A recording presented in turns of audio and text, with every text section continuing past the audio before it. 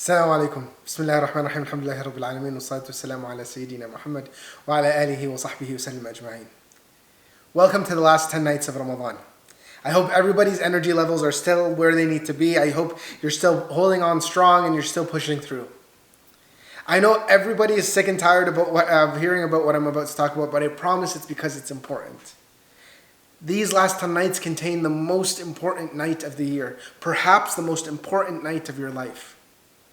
I know that it's common when you're young to think, hey, I'm going to experience another Ramadan, there's going to be another Laylatul Qadr, I'll be fine. But you'll never experience this one again. Ever.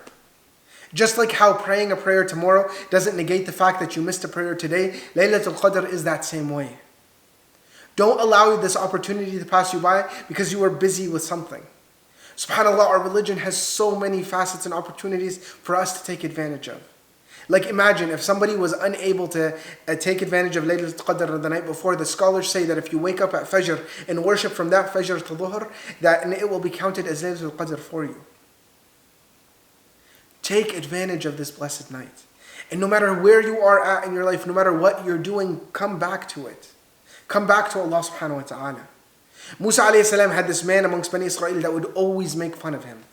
He would always call out and say, "Oh Musa, couldn't Allah subhanahu wa ta'ala find better than you? Somebody that is not this dark-skinned man that speaks with a lisp.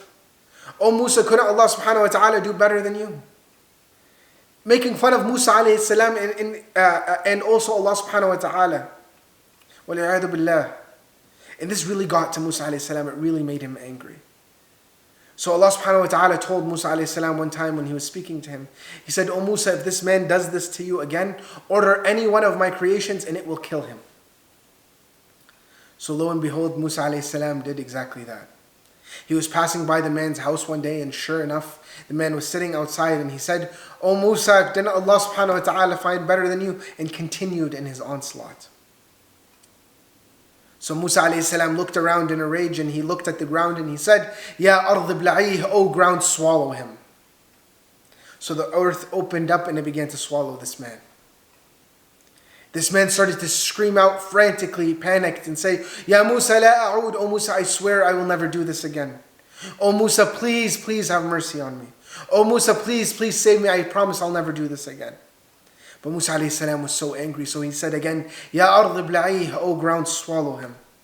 And the ground opened up and swallowed this man all the way. Now it was at this point that Allah subhanahu wa ta'ala called out to Musa alayhi salam and he said, "Ya Musa ma aqsak, kam nadaka abdi wastajdak."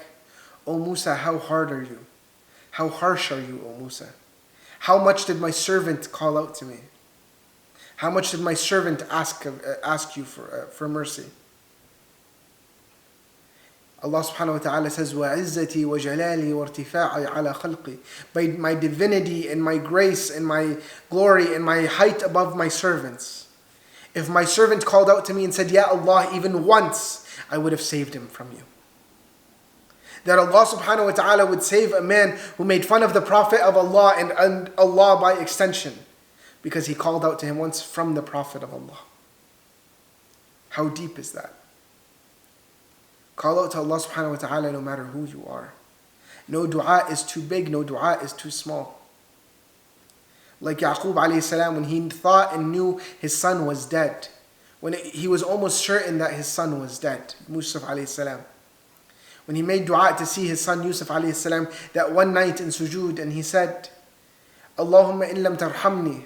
"Oh Allah, if you do not have mercy on me, then will you not have mercy on my old age, on my gray hairs, on my weakness?" Allah subhanahu wa ta'ala called out to him and said again, "Ya Yaqub, وَعِزَّتِي وَجَلَالِي وَارْتِفَاعِي عَلَى خَلْقِي لَوْ كَانَ يُوسُفُ مَيِّتًا لَأَحْيَيْتُهُ لَكَ." He says, "Oh Yaqub, by my divinity and my greatness and my height above my servants, if Yousef alayhi salam was dead, from that dua I would have brought him back to life for you." And the second day, the next day, Yaqub alayhi salam got the glad tidings that Yousef alayhi salam was indeed still alive. This is your opportunity. Call on Allah. Worship like you've never worshipped before. Cry from dua and reading the Quran. Come back to Allah, for by Allah, if not now, then when? Because there is no guarantee that we are here tomorrow. There is no guarantee that we make it through today.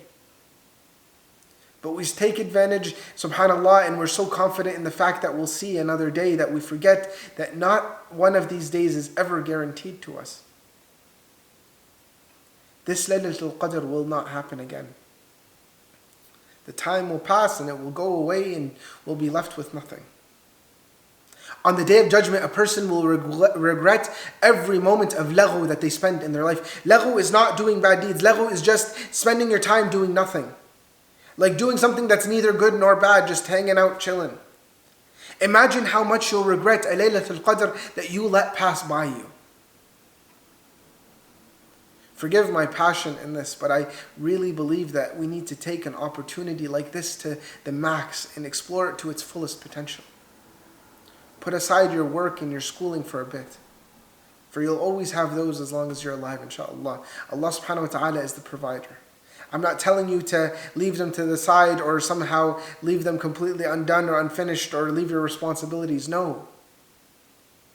But make this your priority. Make this your number one priority. And Allah subhanahu wa ta'ala will take care of the rest. I ask Allah subhanahu wa ta'ala that He accept from us this Laylatul Qadr, that He allow us to take full advantage of it, that He write us amongst the people in this night that are written amongst the people of the highest levels of Jannah and the ones saved from hellfire. Allahumma ameen. Jazakum Allahu Khayran. Wassalamu alaikum wa rahmatullahi wa barakatuh.